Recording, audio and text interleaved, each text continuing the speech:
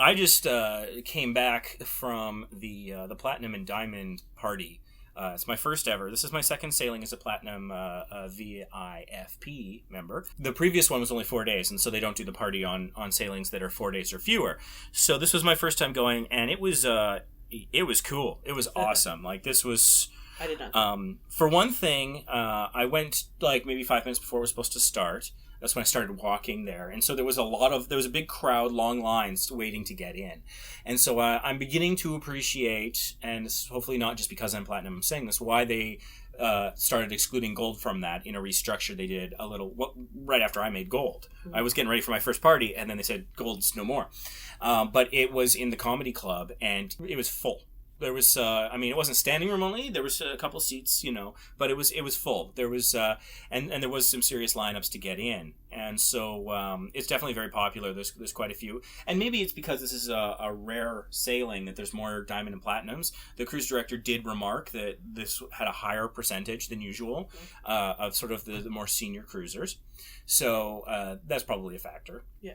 But it was cool. Like, once you get in, there's a bunch of waiters walking around, and they've got a selection of drinks on their platters, and the drinks are included.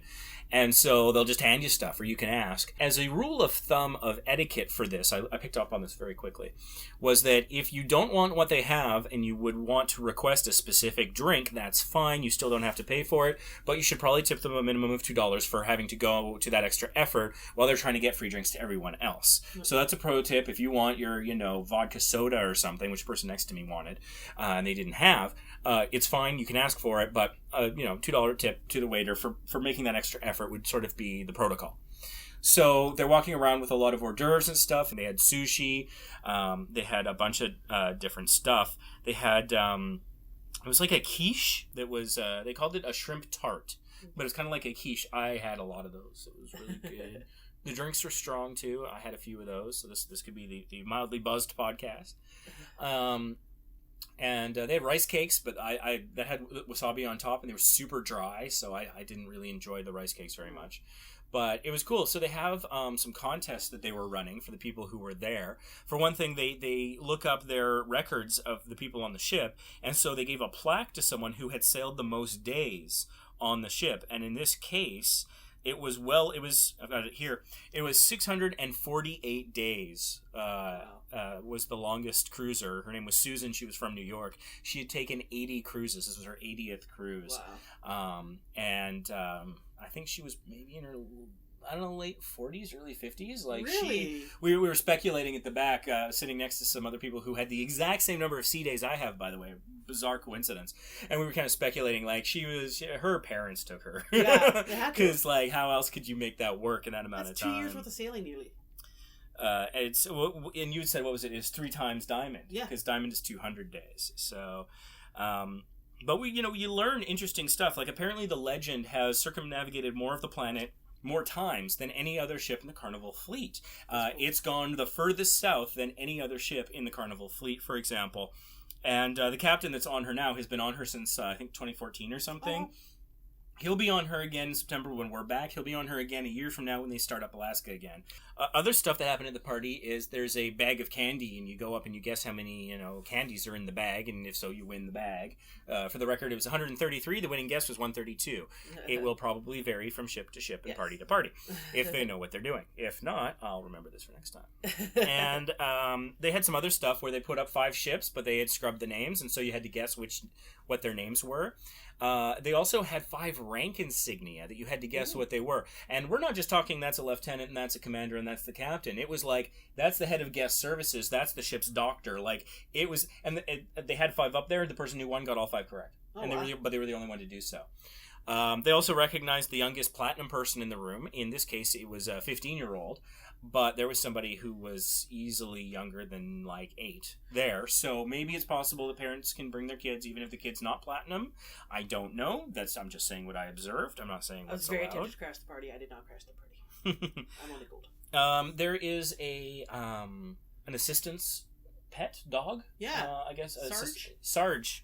And so Sarge the dog made platinum on this. Made diamond on this sailing. converted from Platinum to Diamond on this sailing. So that's over 200 sea days for Sarge the dog. Sarge the dog had some other interesting things. He apparently was the U.S. Working Dog of the Year, and I believe it was 2015. Beat out 8,000 other dogs for that, and so he was recognized at the event. That was... He has his service vest that he wears to indicate that he's a working dog is really, really neat, because he was an army dog, and so there's a lot of... I don't know what was... I couldn't actually go... Because, I mean, he's a working dog, so I wasn't about to go approach the person. And generally, I mean, making assumptions, generally service dogs for former enlisted people, for former service people, it's usually as a result of PTSD. So, you know, not going to come up to a dude who's got PTSD and be like, tell me everything you know about your dog. Like, that's not really sensitive. But yeah, he had this really, really cool vest on him. Looked like a bandolier, because it had all these different sort of holes that you could probably put things in, which was interesting. But given that the dog's name is Sarge, I think that means Army. Because that would be an Army rank, sergeant. Yeah. And that was sort of what my fellow newly minted Platinum people were speculating at the party.